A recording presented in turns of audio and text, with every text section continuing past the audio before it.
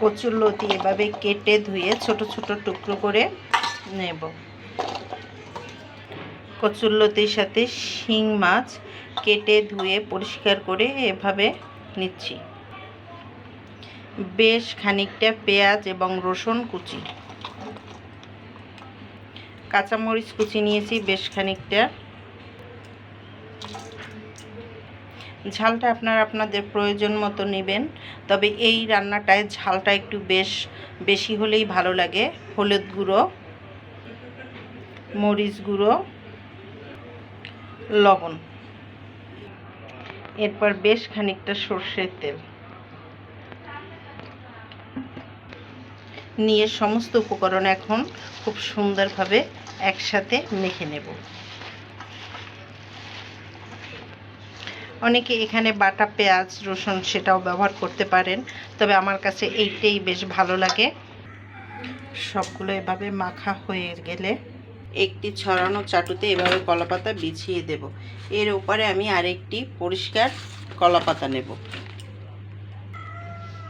এরপরে এই কলাপাতার উপরে আমি খুব সুন্দর করে আমার মেখে রাখা মাছগুলো বিছিয়ে দেব। এভাবে সমস্ত উপকরণ দিয়ে একসাথে বসিয়ে নেব। এই রান্নাটায় কোনো পানি ইউজ হবে না, তবে আমি যে গাবলা এটা মেখেছিলাম সেই গাবলার মশলা দেওয়া সামান্য একটু জল দিয়ে দিচ্ছি।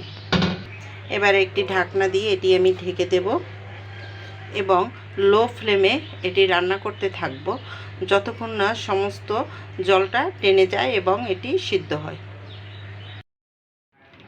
ফিরে এলাম আধা ঘন্টা পরে, দেখুন কেমন অবস্থা হয়েছে। মাছটা সম্পূর্ণ টেনে গিয়েছে, একদম শুকিয়ে গেছে। আমার এই মাছের নিচের অংশটা হয়ে গেছে। এখন আমি মাছটাকে উল্টে দেব আরেকটি পাতার সাহায্যে। এরপরে আমি এর উপরে আরেকটি পাতা দিয়ে দেব। যেহেতু আমি এটি উল্টে নিলে এটি নিচে পড়বে, তাই এর উপরে আমি আরও একটু পাতা দেব।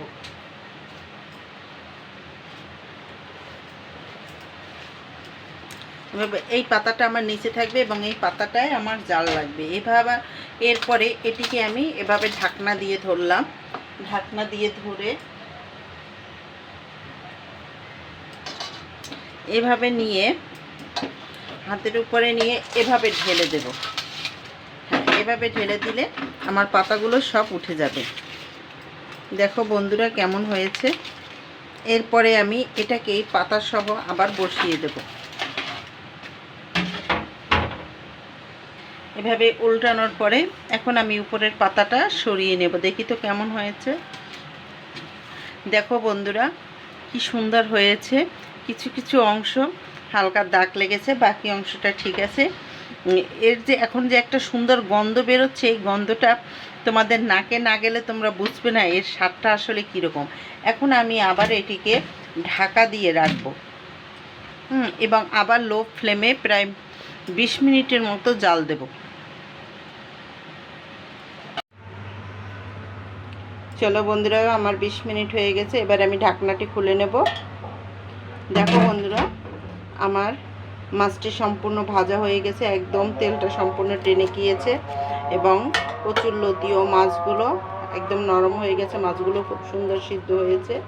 এবার আমি এই মাছটিকে থালে ঢেলে নেব, বা এভাবে রেখেও তোমরা পাতে তুলে নিয়ে খেতে পারো। এই মাছটি অসম্ভব রকম স্বাদের হয়। এটিকে কেউ বলে পাতরা, কেউ বলে কলা পাতায় মাছ ভাজা, কেউ বলে মরিচ খোলা। তবে যে নামেই এটি ডাকা হোক না কেন, এর স্বাদ গন্ধ অতুলনীয়। এর রান্নাটা যে না করে খাবে সে বুঝতে পারবে না এর স্বাদটা কি অসাধারণ, কি চমৎকার হয়ে থাকে।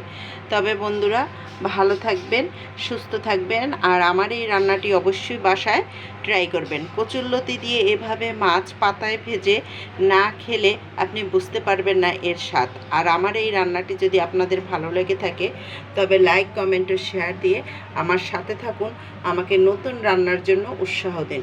ভালো থাকুন, সুস্থ থাকুন। ধন্যবাদ সকলকে।